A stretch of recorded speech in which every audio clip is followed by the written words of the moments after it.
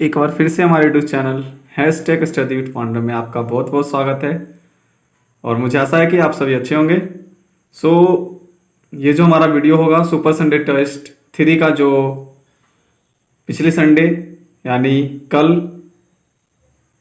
6/9/2020 को जो टेस्ट लिया गया था सुपर संडे टेस्ट, उसका सॉल्यूशन वीडियो है और उसके बाद हम रिजल्ट भी घोषित करेंगे। ठीक है, तो सबसे पहले जिन्होंने पार्टिसिपेट किया था वो पहले क्या करेंगे, अपने आंसर शीट निकाल के पहले मिलाएंगे और जहां गलत होगा उसका आंसर सही करेंगे। ऐसा नहीं कि स्किप करके आप डायरेक्ट रिजल्ट देख लो, उससे हमें कुछ नहीं होने वाला, आपका लॉस होगा। अगर लर्निंग एटीट्यूड के साथ आपने टेस्ट दिया था तो आपका रिस्पॉन्सिबिलिटी है कि मैंने क्या गलत किया, इस वीडियो को देखकर उसमें सुधार करें। तो सबसे पहले आपका क्या काम होना चाहिए, हमारे वीडियो को देखें सही से, और जो आंसर आपने सही दिया था वो अच्छी बात है, और जो आंसर आपके गलत हो रहे हैं उसका आंसर आप सही करें। भले आपके 80 में से 2 ही क्वेश्चन क्यों नहीं सही हो, आप कम से कम टेस्ट दिए, ये सबसे बड़ी बात है। क्योंकि आपने 78 क्वेश्चन को देखा और उस 78 क्वेश्चन अभी जो आप उसका आंसर मिलाएंगे, तो नेक्स्ट टाइम अगर आप देखते हैं कहीं तो आपको सडनली आपको याद आ जाएगा, जिससे आप उसमें गलत करने की चांसेस कम होती है। सो चलते हैं, स्टार्ट करते हैं। सबसे पहला क्वेश्चन है, यूएनओ के वर्तमान महासचिव कौन है। तो सबसे पहले हम जानेंगे यूएनओ का फुल फॉर्म क्या होता है। यूएनओ का फुल फॉर्म होता है यूनाइटेड नेशन ऑर्गेनाइजेशन। इसका स्थापना हुआ था 24 अक्टूबर 1945 को। हम बता दें कि इसको पूरा डिस्क्राइब करते हुए हम लोग आगे बढ़ेंगे। यूएनओ का सबसे पहले नाम था लीग ऑफ नेशन। इसका लीग ऑफ नेशन का जो एस्टेब्लिशमेंट है वो हुआ था 10 जनवरी 1920 में। आप समझेंगे, जब फर्स्ट वर्ल्ड वार हो गया उसके बाद पूरे विश्व को ऐसा महसूस हुआ कि वर्ल्ड को क्या चाहिए, एक संस्था चाहिए पूरे वर्ल्ड के लिए, जो बनाया गया लीग ऑफ नेशन। ठीक है, जिसके संस्थापक थे वुडरो विल्सन। लेकिन क्या हुआ ना कि फर्स्ट वर्ल्ड वॉर के बाद अगर ये बनाया गया कि आगे से कोई भी ऐसा घटना ना हो, लेकिन लीग ऑफ नेशन को रहते हुए भी वर्ल्ड वॉर सेकेंड छिड़ गया। आपको पता होगा 1939 से 45 जब वो हो जाता है तो उसके बाद क्या होता है ना, 1945 में खत्म होते हुए ऐसा महसूस होता है सारे कंट्री को कि लीग ऑफ नेशन में कुछ कुछ बदलाव की जरूरत है। तब इसका नाम बैंकॉक घोषणा पत्र पे सिग्नेचर करके 51 देश सिग्नेचर करती है, करके इसका नाम चेंज कर दिया जाता है लीग ऑफ नेशन से यूएनओ, अंतर्राष्ट्रीय संगठन, यूनाइटेड नेशन ऑर्गेनाइजेशन। तो इसका स्थापना कब हुआ था, अब लीग ऑफ नेशन की 24 अक्टूबर 1945, और जो इंडिया इसमें सदस्य बना वो 6 दिन बाद 30 अक्टूबर 1945। ठीक है, तो यूएनओ का क्लियर है। तो वर्तमान मास फर्स्ट कौन थे आपको ये भी बता देते हैं हम। फर्स्ट थे ट्राइगुली, और अभी कौन है यूएनओ के, वो है एंटोनियो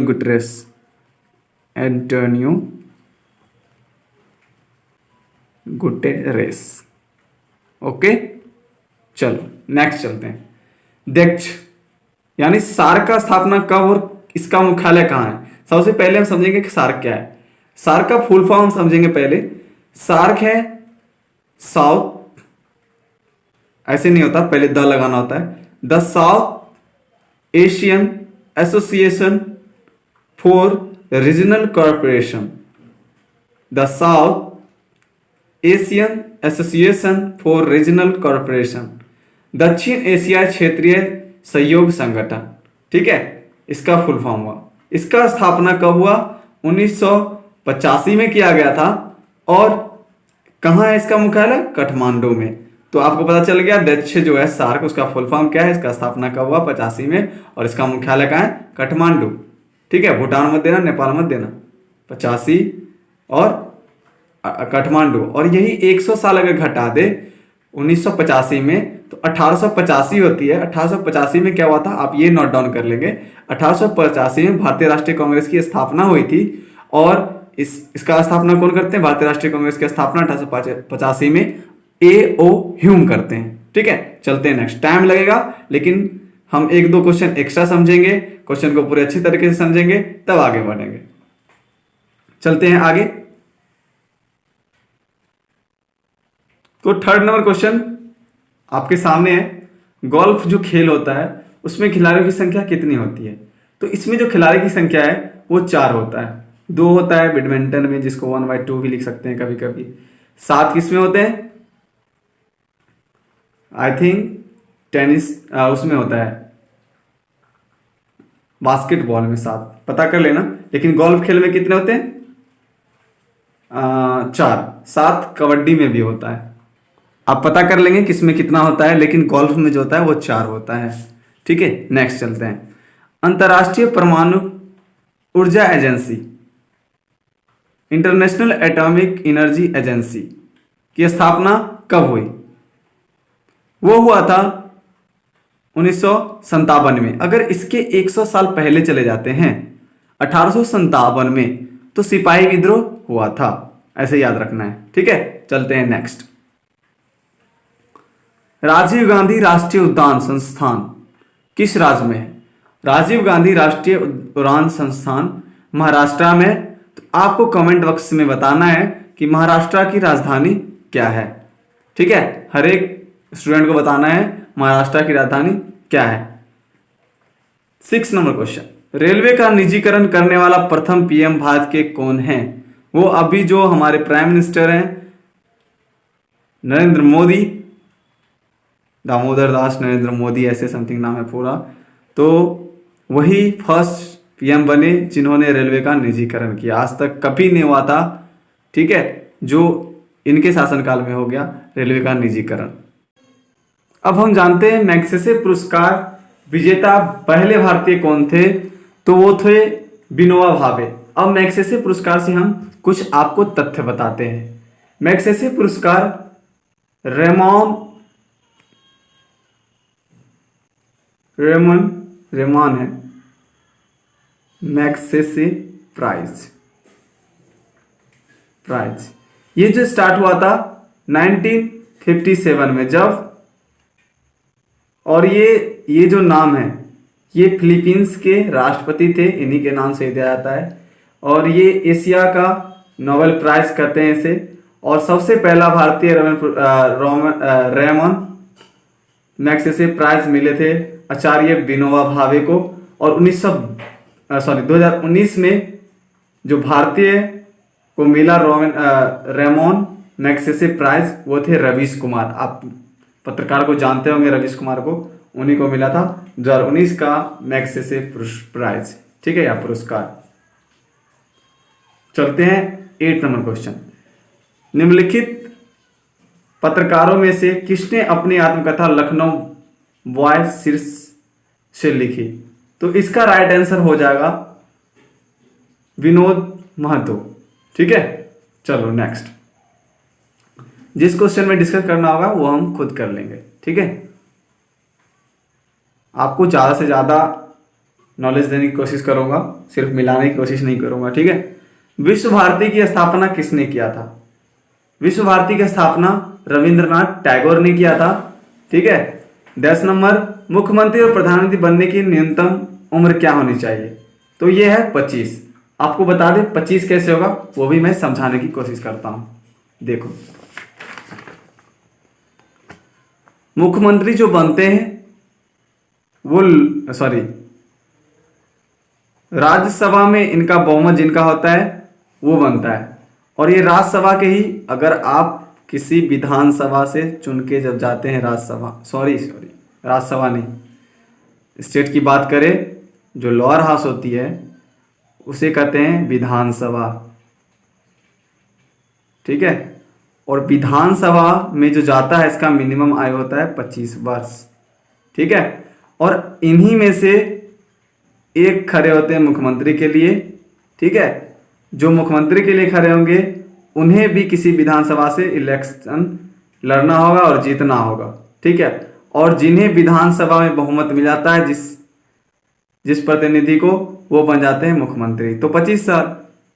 इसी तरह लोकसभा में भी होता है। आपको अगर प्रधानमंत्री बनना है तो आपको किसी भी लोकसभा क्षेत्र से एमपी बन के पहले आना पड़ेगा और आपको बहुमत से बनाया जाएगा। तो लोकसभा में मिनिमम आयु कितना होता है? 25 वर्ष। तो इसीलिए 25 वर्ष। इसी तरह राज्यसभा, और इधर क्या होता है अपर हाउस, स्टेट की बात करें तो विधान परिषद, विधान परिषद इसमें 30, तो इसके सामने सामने भी 30। इसी तरह राष्ट्रपति पूरे कंट्री में, और राज्य में राज्यपाल, इसका 35, तो इसका भी 35। ठीक है, चलो आगे।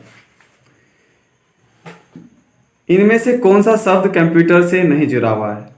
तो सबसे पहली बात कि बैक्टीरिया जो होगा इसका राइट आंसर होगा, क्योंकि वायरस उसमें होता है। कंप्यूटर में ब्लूटूथ का सिस्टम होता है, सर्वर डाउन भी होता है, कभी सुनते होंगे सर्वर डाउन हो गया है, ब्लूटूथ कनेक्ट कर दो। ठीक है, तो ये सब कंप्यूटर में होते हैं, बैक्टीरिया नहीं होती है। हमारे पौधे में मुख्य प्रकाश संश्लेषण अंग है, वो आपको बचपन से आप पढ़ते हैं, पत्ती। साइट्रस कैंसर रोग किस पौधे में होता है? तो इसका राइट आंसर होगा नींबू। आपको नहीं दिख रहा होगा, अब दिखेगा। साइट्रस कैंसर रोग किस पौधे में होता है? वो होगा नींबू। चलते हैं क्वेश्चन नंबर 14। वायरस से फैलने वाला रोग, ये जितने भी रोग आप देख रहे हो ये सब वायरस से फैलने वाले रोग हैं। ठीक है, चलते हैं नेक्स्ट। लड़का पैदा होगा जब, अगर आप बायोलॉजी पढ़े होंगे 10 तक भी तो आपको पता होगा, जब XX मिलता है तो लड़की, जब XY मिलता है तो लड़का। तो ये C नंबर इसका सही हो जाएगा। ठीक है, चलते हैं नेक्स्ट 16 नंबर। प्रकाश वर्ष, प्रकाश वर्ष जो है किसका इकाई है? तो ये दूरी का है। समय का आपको पता होगा, सेकेंड होता है। किस रंग के प्रकाश का परिकर्णन सर्वाधिक होता है? क्वेश्चन नंबर 17 का राइट आंसर होगा डी, वैगनी। वैगनी का परिकर्णन जो होता है, प्रकाश का परिकर्णन, वो सबसे ज्यादा होता है। डीएनए का खोज किसने किया? डीएनए का खोज जेम्स वाटसन तथा क्रिक ने किया। नेक्स्ट, आवर्त श्रेणी का खोजकर्ता कौन है? आवर्त श्रेणी का खोजकर्ता मेंडलीफ हैं। कौन है? मेंडलीफ। डायनामाइट का आविष्कार किसने किया? तो डायनामाइट का आविष्कार अल्फ्रेड नोबेल ने किया था। और सबसे इस पेज का लास्ट क्वेश्चन 21 नंबर। वर्तमान में राष्ट्रीयकृत बैंकों की कुल संख्या कितनी है? तो वो है 19। कितने? 19।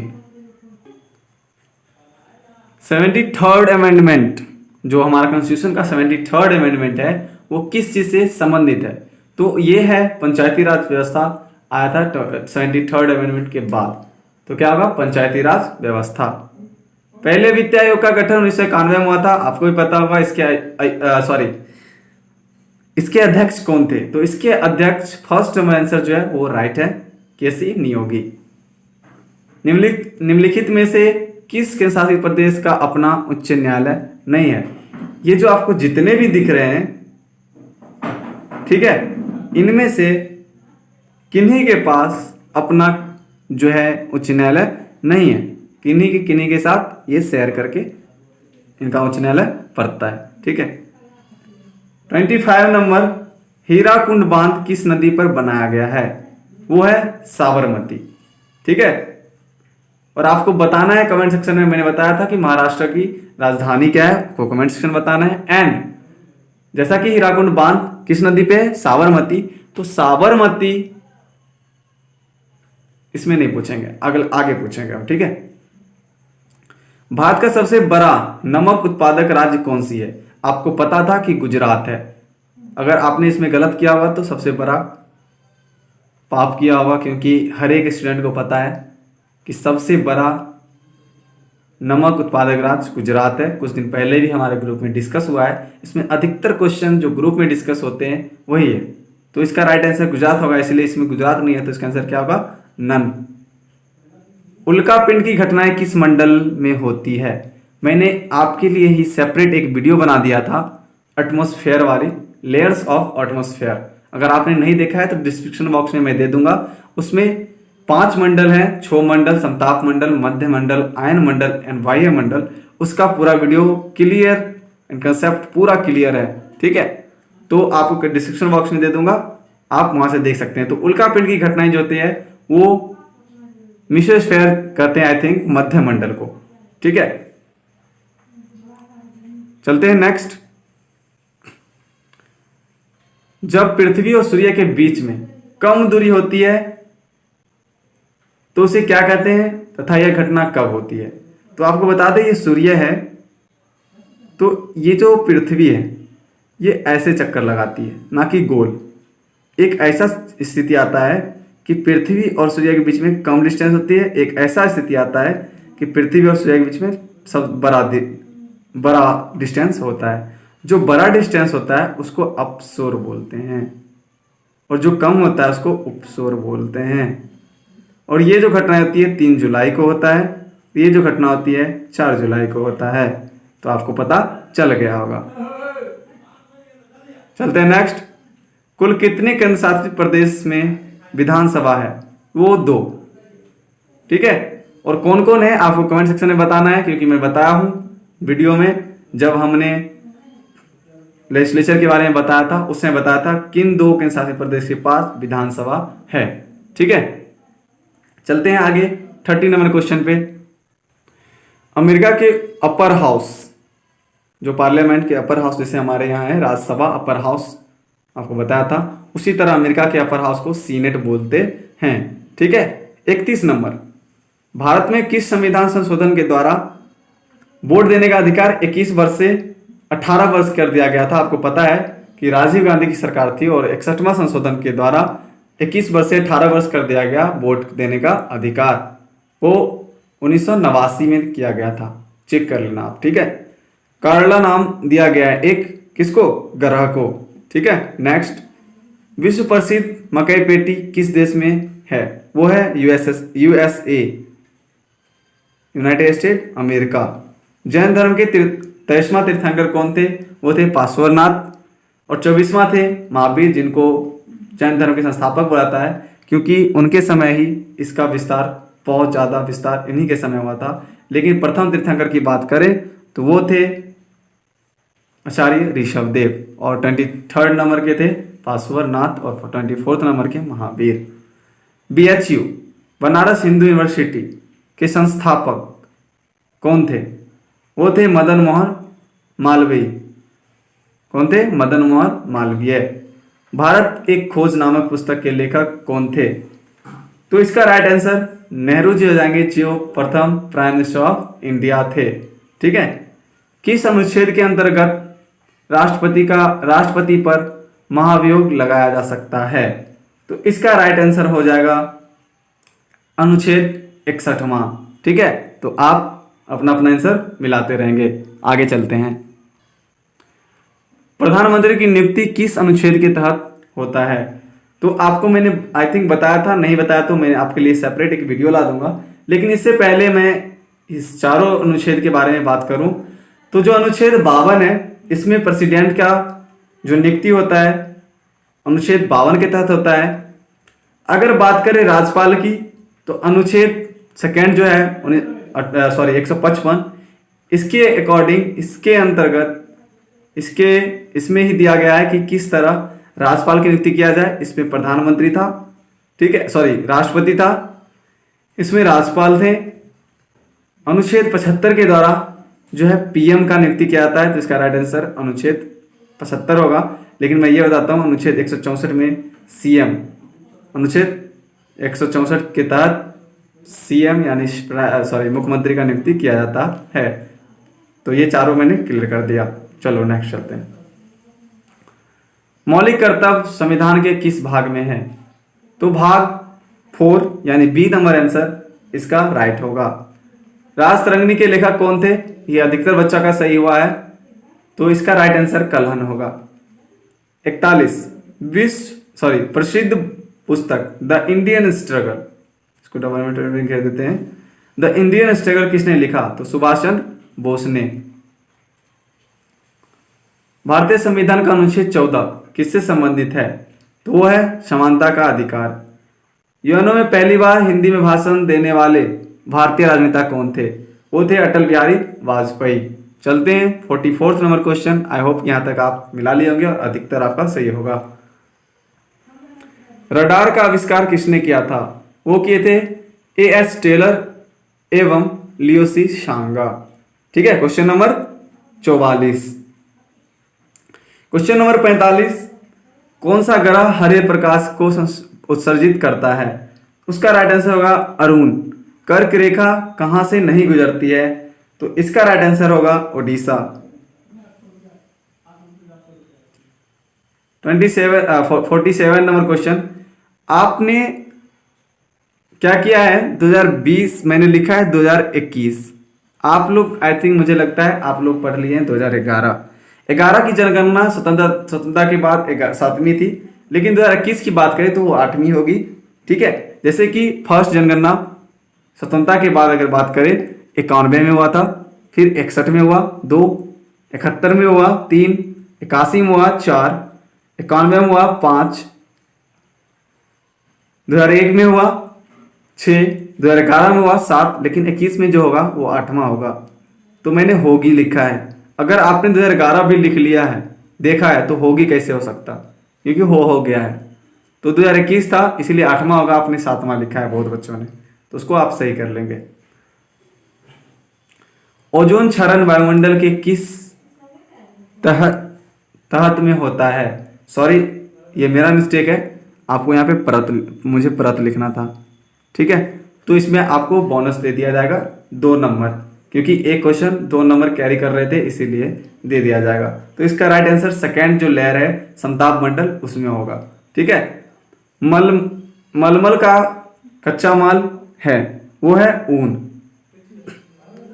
मलमल है ना यहाँ पे, नहीं, मलमल का ऊन नहीं होगा, ये कपास होगा इसका right answer. Sorry for mistake. ठीक है, 50 नंबर क्वेश्चन, प्रोपेन गैस का स्रोत क्या है? वो है पेट्रोलियम। ठीक है, 50 नंबर क्वेश्चन तक मिला दिए हैं। चलते हैं नेक्स्ट 51। सर्वोच्च न्यायालय ने संविधान की आधारभूत संरचना की घोषणा किस मामले में की? तो वो आंसर फर्स्ट जो है वो राइट है, केशवानंद भारती का मामला। कैप्सूल का जो आवरण होता है, आपने कैप्सूल अगर खाया होगा, उसका जो ऊपरी परत होता है आवरण, ठीक है, तो वो किस चीज से बना होता है? इसका राइट आंसर होगा सेल्यूलोज। ठीक है, चलते हैं आगे।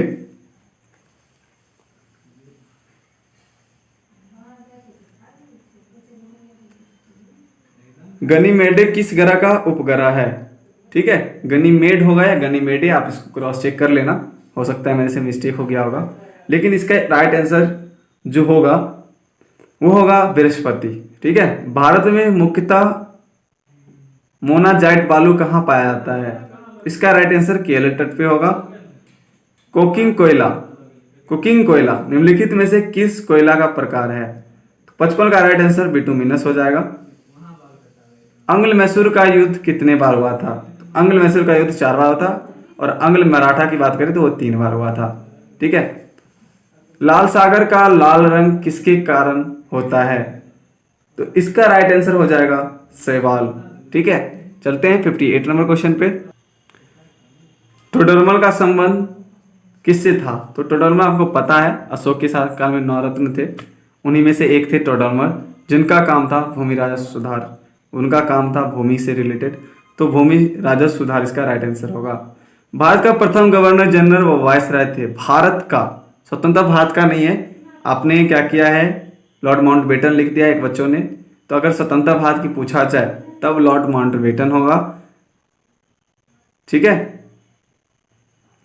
अगर स्वतंत्रता के बाद प्रथम भारतीय पूछा जाए तब सी राजगोपालाचार्य होगा। अगर डायरेक्ट भारत के स्वतंत्रता प्राप्त के बाद प्रथम वायसराय पूछा जाए तो लॉर्ड माउंटबेटन। अगर लास्ट पूछा जाए तो last viceroy of India, sorry British India, वो भी लॉर्ड माउंटबेटन। अगर प्रथम की बात करें, ये भारत, इट मीन्स इसका जो आंसर होगा लॉर्ड, इसका आंसर जो होगा लॉर्ड कैनिंग होगा।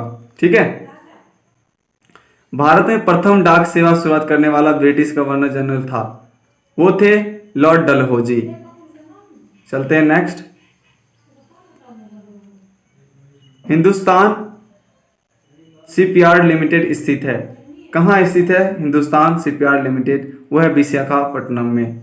पितृहंसिता वंश किस वंश का दूसरा नाम है? एक बच्चे ने गलत किया है, अगर आपने नहीं देखा है तो आपसे बार बार रिक्वेस्ट किया जा रहा है कि आप कहाँ जाए, प्लेलिस्ट में हर एक वंश के बारे में डिटेल में दिया हुआ है। ठीक है, ये हर एक वंश से था, और हार्यक वंश का दूसरा नाम पितृहंसता वंश था, क्योंकि अपने फादर को मारकर राजगद्दी पर बैठ जाते थे। ठीक है। चीनी यात्री फायान किसके शासनकाल में भारत यात्रा पे आया था? तो अगर चंद्रगुप्त द्वितीय देता है वो भी सही है, और चंद्रगुप्त द्वितीय का नाम था विक्रमादित्य, तो विक्रमादित्य राइट होगा। यहाँ चंद्रगुप्त फर्स्ट है, अगर द्वितीय दे रहता ऑप्शन में तो सही होता, क्योंकि चंद्रगुप्त द्वितीय नहीं है, इसीलिए चंद्रगुप्त का द्वितीय का नाम था, उपाधि लिया था विक्रमादित्य, उसका नाम था दूसरा नाम तो विक्रमादित्य। चौथी बौद्ध संहिता कब और किसके शासन में हुआ था? तो चौथी बौद्ध संहिता 72 ईसा पूर्व कनिष्क के शासनकाल में हुआ था। जो कनिष्क जो था वो कुषाण वंश से रिलेशन था उसका। ठीक है, चलते हैं 65 नंबर पे। तो क्वेश्चन नंबर 65 ये देखते हैं। क्वेश्चन कर रहा है 330 रुपया में एक कुर्सी बेचने पर, यानी विक्रय मूल्य जो है 330 रुपया है, और व्यापारी अगर 330 रुपया पे बेचता है किसी भी सामान को यानी कुर्सी को, तो 10% का लाभ होता है। ठीक है, तो विक्रय मूल्य क्या होगा? तो सबसे पहले हम क्या करेंगे कि ऑप्शन से जाने की कोशिश करेंगे। तो देखेंगे 10% कितना आता है सबका, और उसमें 10% जोड़ने के बाद इतना आता है या नहीं। जैसे कि आपको देखने के बाद ही इसका आंसर पता चल गया होगा कौन सा होगा। जैसे कि कोई भी वस्तु अगर ऑप्शन में मान लो कि 400 रहता, तो इसका 10% 40 होता, और अगर इसको हम बेचते हैं, अभी तो इसका क्रय मूल्य में बता रहा हूँ इतना है, अगर हम 10% लाभ पे बेचते हैं तो 40, तो हमारा विक्रय मूल्य क्या होगा? 440। इसी तरह आपको आंसर दिख रहा होगा 300 हमारा अगर विक्रय मूल्य मानते हैं, अगर 10% के लाभ पे बेचा जाता है तो होता है 10% 30, अगर इसको ऐड करते हैं तो विक्रय मूल्य कितना पूरा है हमारा? 330। तो इसका राइट आंसर क्या हो जाएगा? 300। और भी तरीके हैं, फॉर्मूला बैठा के आप निकाल सकते हो। वैसे ये तो देखने के बाद ही इजी है, इसीलिए मैं डायरेक्ट आंसर से गया था। चलो next, AQ 2Q 3Q 4Q, ऐसे ही अगर 7Q है तो हम कैसे जोड़ेंगे? हम बता दें, अगर प्राकृतिक संख्या और उस पर पावर Q है तो उसको कैसे जोड़ेंगे? सबसे पहले इसके लिए एक फॉर्मूला होता है, n इंटू n प्लस 1/2 का होल स्क्वायर। तो पहले एक इधर करेंगे, फिर क्या है? प्राकृतिक संख्या है n टाइम तक, 13 टाइम तक, तो प्राकृतिक संख्या रहे और उसको ऐड करना है। इसका फॉर्मूला होता है, यहाँ प्लस का सीन है तो प्लस, प्राकृतिक संख्या नहीं है 1 2 3 4 5 नहीं है, यह है प्राकृतिक ऑड संख्या है, ऑड नंबर है। ठीक है, तो इसका फॉर्मूला होता है n प्लस 1/2 का होल स्क्वायर। ठीक है, तो इसमें n क्या होगा? लास्ट डिजिट 7 प्लस 1/2 का होल स्क्वायर प्लस n क्या है? अब इसमें n क्या है? 13 प्लस 1/2 का होल स्क्वायर। ठीक है, अब देखते हैं 7 इंटू 8 होगा, कट देंगे 4 हो जाएगा का इसका होल स्क्वायर प्लस क्या हो जाएगा? 14, हाफ करेंगे 2 7। ठीक है, 14 का 2 करेंगे, 14/2 करेंगे 7 का होल स्क्वायर, सच्चों के 28 का क्या स्क्वायर प्लस 7 का स्क्वायर 49। अब 28 का स्क्वायर क्या होता है? 28 का जो स्क्वायर होता है वो होता है 784 प्लस 49, तो इसका राइट आंसर क्या हो जाएगा? 833। ठीक है, 833 निकल गया। कैसे निकला आपको यही बता दिया था कि जब प्राकृतिक संख्या में पावर Q रहे, जितना टाइम तक रहे उससे कोई मतलब नहीं, उसका फॉर्मूला होता है n इंटू n प्लस 1/2 का होल स्क्वायर। अगर ऑड संख्या रहे, ठीक है, प्राकृतिक ऑड संख्या रहे, n प्लस 1/2 का होल स्क्वायर, इसे फॉर्मूला पे निकाल दिया है, निकल गया आंसर 833। नेक्स्ट क्वेश्चन है 3 पे पावर स्क्वायर, 4 पावर स्क्वायर, 5 पे पावर स्क्वायर, ऐसे ही होगा प्लस 6 पे पावर स्क्वायर और 7 का पावर स्क्वायर। तो ये प्राकृतिक संख्या है लेकिन 3 से स्टार्ट है 7 तक है, इसको कैसे करेंगे समझते हैं। सबसे पहली बात मैंने बताया था प्राकृतिक संख्या Q है तो m इंटू n प्लस 1/2 का होल स्क्वायर। Q है तब, अगर स्क्वायर है तो क्या करेंगे? चलिए ठीक है, हम 67 नंबर इसको डील करते हैं। कैसे? मैंने बताया था कि जब प्राकृतिक संख्या में पावर Q हो तो उसका फॉर्मूला मैंने अलग बताया था, लेकिन प्राकृतिक संख्या में पावर स्क्वायर हो इसका क्या फॉर्मूला होगा? तो इसका फॉर्मूला होगा n into n plus 1 into 2n+1/6। लेकिन यहाँ प्राकृतिक संख्या तो है 3 से 7 तक लगातार, बट 1 2 गायब है। तो सबसे पहले हम क्या करेंगे, 1 से 7 तक निकाल लेंगे, फिर 1 से 2 निकाल लेंगे, तो हमारा क्या निकल जाएगा, 3 से 7 के बीच निकल जाएगा, माइनस कर देंगे। तो सबसे पहले n हम इसका निकालते हैं, 1 से 7 का स्क्वायर तक का। तो 7n, 7 1 8, 7 दूना 14, 1 15/6। इसमें क्या माइनस करेंगे हम, 1 और 2 का स्क्वायर माइनस करेंगे, तब हमारा क्या निकलेगा, 3 के स्क्वायर से 7 के स्क्वायर के बीच का। चलो माइनस करते हैं। n क्या हो जाएगा, लास्ट संख्या 2, 2 1 3, 2 दूना 4, 1 5/6। अब देखो ये 6 से ये दोनों गया, क्योंकि 3 दूना 6 हो जाता, बच गया 5। इधर देखो 56 इंटू 15/6। 3 से काटेंगे, 5 कटेगा, 2 ये कटेगा, 28, इसको गुना करेंगे, 8 पंचे 40, 4 14 और -5 135। तो आपका 135 आंसर नहीं है, इसीलिए इसका राइट आंसर क्या हो जाएगा, नन, डी। ठीक है, चलो चलते हैं क्वेश्चन नंबर 68 नंबर डील करते हैं। एक परिवार में 6 सदस्य हैं, ए है, बी है, सी है, डी है, ई है, एफ है। कह रहा है फर्स्ट पॉइंट, सी एफ की बहन है, सी जो है इसकी बहन है। यहाँ -4 चला दो, अगर बहन है तो माइनस, सॉरी महिला है तो माइनस और पुरुष है तो प्लस। तो ये क्या होगा, ये भाई भी हो सकता है, बहन बहन का भी संबंध हो सकता है, लेकिन अगर ये बहन है तो भाई होने की सबसे ज्यादा चांस बनता है। अगर सी एफ के बहन होता तो लिखता बहन बहन का संबंध है। ठीक है, उससे पहले चलो भाई बहन मान लेते हैं, आपको सी को बहन मान लेते हैं, क्योंकि बहन बता रहा है। एफ का बहन कौन है, सी। बी ई के पति का भाई है, बी जो है ई के पति का, यानी इसके पति को ही होंगे, तो ये माइनस होंगे क्योंकि ये महिला है, और ये पुरुष होगा क्योंकि ये बोल रहा है कि बी जो है ई के पति का भाई है, ये किसी का भाई है, और जो इसका भाई है वो ई उसकी पत्नी है। अब कह रहा है डी जो है ए का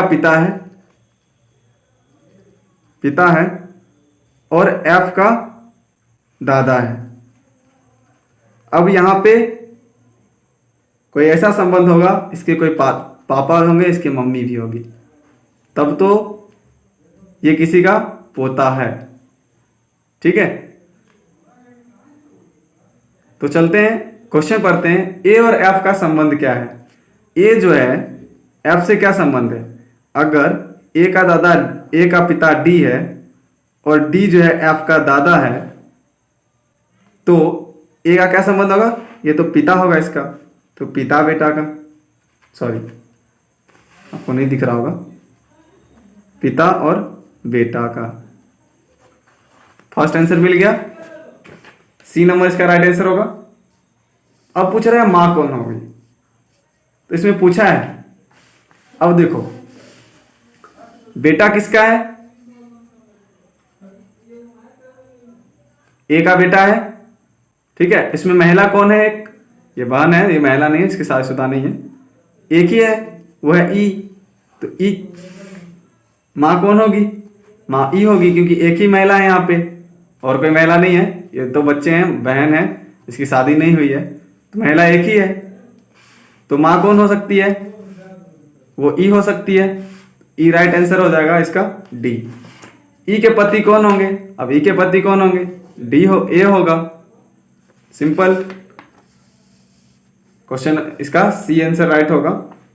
ठीक है, एफ का ई से क्या संबंध है, ये जो एफ है उसका ई से क्या संबंध है,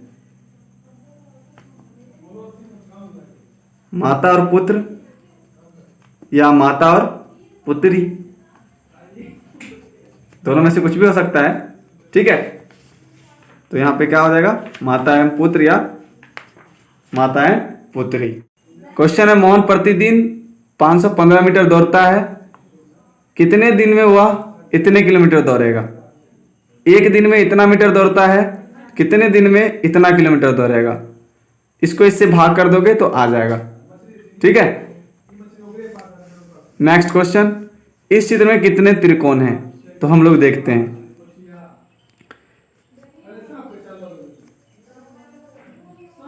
एक, दो, तीन, चार, पाँच, छ, सात, आठ, 9। ठीक है, अब देखो 9 हो गए, 10, 11, 12, 13, 13 पुर गए, आपको भी हमको भी। अब देखो ये 14, ये 15, 15 हो गए, तो इसका राइट आंसर क्या होगा? 15। नहीं समझे? फिर से समझो।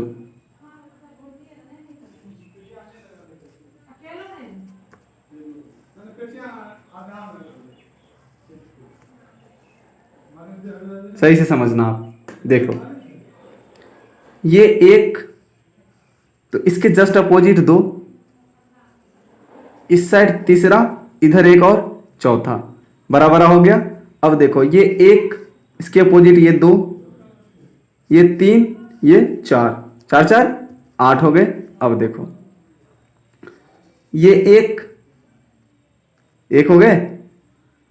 अब इसमें देखो ये 2, ये छोटा सा 3, ये 4, ये 5, 5 हो गए, 8 5 13। अब 3 2 और देखने हैं। 2 कहाँ से हम देखेंगे? अब देखो यहाँ से जाओ, यहाँ पे आओ, एक और एक इस साइड, 2 15। ठीक है, चलो नेक्स्ट क्वेश्चन, 71 नंबर क्वेश्चन। यदि प्लस विभाजित दर्शाता है, भाग गुणन दर्शाता है, इनटू घटाव दर्शाता है, अथवा माइनस जोड़ दर्शाता है, तो निम्न में से क्या सही है? तो सबको पुट करके आप चेक कर लोगे क्या सही है क्या गलत है। वैसे भी मैं एक्स का राइट आंसर बता दूं, इसका राइट आंसर ये होगा। ठीक है, आप चेक कर लेना। प्रश्न चिन्ह की जगह सही अंक को चुनिए।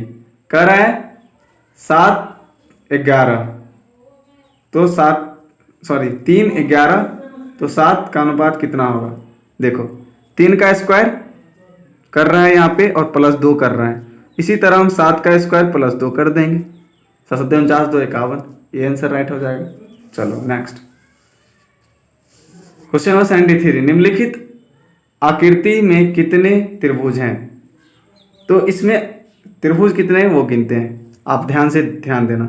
ठीक है, देखो इसमें एक बड़ा, 2 छोटा, कितने? 3, तो इसमें भी 3 होंगे तो 6। अब चलते हैं इस बॉक्स में, इस बॉक्स में देखेंगे, ध्यान दें, ये एक छोटा, इसी तरह 1 2 3 4 4। अब देखो ये एक, इसका अपोजिट 2, इसी तरह ये 1 ये 2, कितना हो गया? फिर 4 4 हो गए। इसी तरह अगर ये 8 निकला ऊपर में, तो 8 इसमें भी निकलेगा, 4 4 8, तो 4 4 8 इसमें भी। इसी तरह इधर 6 निकला तो इधर भी 6, कितने हुए टोटल? 8 8 16 6 24 6 28। इसके आंसर कितने हो गए? 28 राइट आंसर हो गए। ठीक है, 73 का। नेक्स्ट क्वेश्चन 74 नंबर,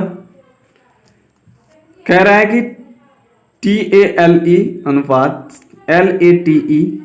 ठीक है, इसी तरह देखो कुछ नहीं किया इसमें।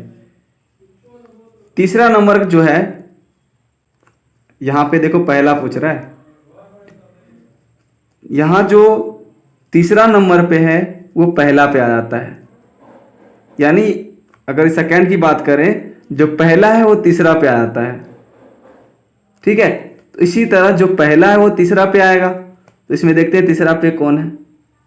C किस में है? तीसरा नहीं है, तीसरा पे नहीं, तो आंसर तो यही हो जाएगा, पहला ही नीचे पकड़ा गया। यानी जो L है सेकंड में, वो फर्स्ट में क्या है? थर्ड स्थान पे है। यहाँ फर्स्ट पे या थर्ड पे है। इसी तरह अगर ये फर्स्ट पे है तो इसमें क्या होगा? थर्ड पे होगा, तो थर्ड पे एक ही में C है। इसका राइट आंसर फर्स्ट टाइम ही पकड़ा गया। ठीक है, चलो नेक्स्ट। निम्नलिखित आंकड़ों का मध्य निकाले, तो इसका मध्य क्या होगा? 30 होगा। 5 अक्षर हैं और बीच में जो होंगे वो मध्य होता है। 76 नंबर क्वेश्चन है, सरोज स्मृति के लेखक कौन है? इसका अधिकतर बच्चों का सही आंसर आया है। सरोज स्मृति के लेखक रचयिता जो है वो सूर्यकांत त्रिपाठी निराला हैं। चलो, इनमें से कौन अष्टछाप का कवि नहीं है? अष्टछाप के कवि इसमें रसखान नहीं है, इन तीनों ने मिलकर अष्टछाप लिखा है। ठीक है, पद्मावत के रचयिता कौन है? वो है मलिक मोहम्मद जैसी। मलिक मोहम्मद जैसी। नेक्स्ट, पृथ्वीराज सरसों के रचयिता कौन है? वो है चंद्रवर दाई। और मैंने आपके लिए लास्ट क्वेश्चन लिखा था, आपके पसंदीदा स्वतंत्रता सेनानी कौन है? अपना आंसर दे, जिसमें अधिकतर का आंसर आया है, लेकिन गौतम ने अभी तक सेलेक्ट नहीं किया है कि उनका स्वतंत्रता सेनानी में फेवरेट कौन है। तो ये आश्चर्यजनक बात है। तो वीडियो में समाप्त करते हैं। समाप्त करने से पहले एक चीज तो बताना भूल गया, रिजल्ट किसके कितने आए हैं। तो चलो चलते हैं, अब बारी है रिजल्ट की। तो रिजल्ट घोषित करते हैं। तो मैं बता दूं सबसे पहले कि इस टेस्ट में टोटल नंबर ऑफ क्वेश्चन 80 थे। टोटल नंबर ऑफ क्वेश्चन 80 थे और इसका मार्क्स पर क्वेश्चन 160 होता है, क्योंकि 2 नंबर कैरी करती है, 2 नंबर। इसमें 12 ही स्टूडेंट पार्टिसिपेट किए थे, जो है अंशु, जीवा, सोनू, अश्निका, राकेश, अंशिका, पुरुषोत्तम, रूबी, संजय, गोलू, गौतम, चांदनी, रूपा, रोशनी। ठीक है, ये 12 स्टूडेंट हैं जो पार्टिसिपेट किए थे इस टेस्ट में। तो टॉप 5 की अगर बात करें तो सबसे, क्योंकि मैं 12 का 12 रिजल्ट नहीं बताऊंगा, जो टॉप 5 में है उन्हीं का बताऊंगा। मैंने टॉप 3 की बात की थी, लेकिन टॉप 5 बताऊंगा। तो 5th पोजीशन पे जो है वो है अश्निका भगत। अश्निका भगत, इनका जो टोटल सही है वो है 62 आउट ऑफ 160। टोटल सही कितने हुए? 31। 80 क्वेश्चन में 31 क्वेश्चन सही है, जिसका आंसर नंबर बनता है 62/160 टोटल मार्क्स। ठीक है, इसी तरह 4th नंबर पे हैं हरिप्रिया। इनका टोटल आंसर सही है 34 80 में, तो इनका नंबर बनता है 68/160। अब 3rd नंबर की बारी है, तो देखते हैं टॉप 3rd में कौन है। तो 3rd नंबर पे है जो यूपी से बिलोंग करती है, जीवा जीनाद। ठीक है, इनका राइट आंसर अभी टोटल 80 में है, वो है 47 आउट ऑफ 80 और इनका नंबर बनता है 94 कितने में? 160 में। सेकेंड स्थान पे है वो है रूबी। ये बेगूसराय डिस्ट्रिक्ट से बिलोंग करती है, बिहार से, और इनका टोटल नंबर ऑफ क्वेश्चन जो सही है, इन्होंने अटैम्प्ट भी कम किया है, और जीवा भी अटैम्प्ट बहुत कम किया है। अटैम्प्ट में इनका बहुत सही है। रूबी ने भी अटैम्प्ट किया है। कुछ ऐसे क्वेश्चन है जिन्होंने ये ब्लंडर कर रखे हैं, तो जानते हुए भी गलत कर रखे हैं, जीवा और रूबी दोनों ने। तो आगे से आप ध्यान रखेंगे। ठीक है, रूबी का जो है टोटल 49 क्वेश्चन सही हैं 80 क्वेश्चन में, तो इनका जो नंबर बनता है 98/160 में। अब बारी आती है फर्स्ट का। तो फर्स्ट पे कौन है वो जानेंगे। बिहार से बिलोंग करते हैं और ये बच्चे लगभग 8 या 9th के हैं। उन्होंने अपने क्लास नहीं लिखे थे, इसलिए मैं नहीं बता सकता हूँ। इनका नाम सोनू है और ये बेगूसराय से बिलोंग ये भी करते हैं। ठीक है, और इनका टोटल नंबर ऑफ क्वेश्चन 52 सही है। बहुत अच्छा नंबर है इनका। तो इनका टोटल नंबर 104 आउट ऑफ 160। तो टॉप 5 वाले को बहुत बहुत बधाई। और मैं कुछ बच्चों का जो रिजल्ट मैं बता देता हूँ क्यों उनका रिजल्ट पेंडिंग हो गया है। तो पेंडिंग वाले रिजल्ट में से है अंशु 8th। इनका क्या कारण है, मैंने बताया था कि बाबू आपको क्या आंसर देना है, ABCD लिख के देना है। मैंने आपको अगर 4 ऑप्शन दिए तो ABCD, आपने डायरेक्ट आंसर लिख दिया तो उसमें हमें चेक करने में प्रॉब्लम होती है, इसलिए मैंने आपकी जो आंसर है उसको पेंडिंग में डाल दिया है, उसका चेक नहीं किया है। क्योंकि मैंने आपके लिए एक वीडियो बना दिया था सेपरेट किस तरह आपको आंसर देने हैं। आप यही तो, ये एक प्रोसेस है सीखने का। अगर आपको बोर्ड बोलेगी इस तरह आंसर देने हैं, आप इस तरह दोगे फालतू अपने माइंड से, तो वो आपके रिजल्ट काउंट नहीं किए जाएंगे। ठीक है, तो आपने डायरेक्ट आंसर लिख दिया है, जो 4D में है वो लिख दिया है, पुट कर दिया डायरेक्ट। डी आंसर सही है तो डी नहीं लिखे हैं, वो आंसर लिखे हैं। ये अधिकतर क्वेश्चन आंसर का सही होगा, मैंने चेक ही नहीं किया है। फर्स्ट देखते ही इनका पेंडिंग में चला गया रिजल्ट। और गौतम का रिजल्ट बहुत गंदा मार्क्स है। और पुरुषोत्तम का इसीलिए मैंने चेक नहीं किया है क्योंकि इनका जो 30 तक है वो ठीक है, उसमें गलत सही जो है वो है। लेकिन उनके बाद क्या किए, ये 31 नंबर का क्वेश्चन 30 में आंसर देते हैं, 32 नंबर का 31 में देते हैं, 33 का 32 में देते हैं, 34 का 33 में देते हैं। अब मुझे क्या पता आपने किस में किस का दिया। इसके बाद इनका नंबरिंग सिस्टम थोड़ा गड़बड़ हो गया, इसके कारण इनका भी रिजल्ट पेंडिंग कर दिया गया। और भी जो बच्चे हैं उनका भी रिजल्ट अच्छा रहा है, लेकिन उनका टोटल नंबर ऑफ क्वेश्चन 30 से कम रहा है। इसीलिए मैंने बताया था कि टॉप 5 ही बताना है मुझे, जो टॉप 5 में बच्चे हैं। तो सबको बहुत बहुत बधाई हो। वीडियो में साथ करते हैं, अच्छे से आप लोग सारा वीडियो देख लेंगे। और आपके लिए जो एक क्वेश्चन था कि महाराष्ट्र की राजधानी क्या है, आपको कमेंट सेक्शन में बताना है। और एग्जाम कैसी गई, रिजल्ट कैसा आया, और कोई प्रॉब्लम हुई, कोई भी क्वेश्चन में प्रॉब्लम हो तो कमेंट सेक्शन में जरूर बताइएगा। ठीक है, वीडियो में समाप्त करते हैं। जय हिंद, जय भारत।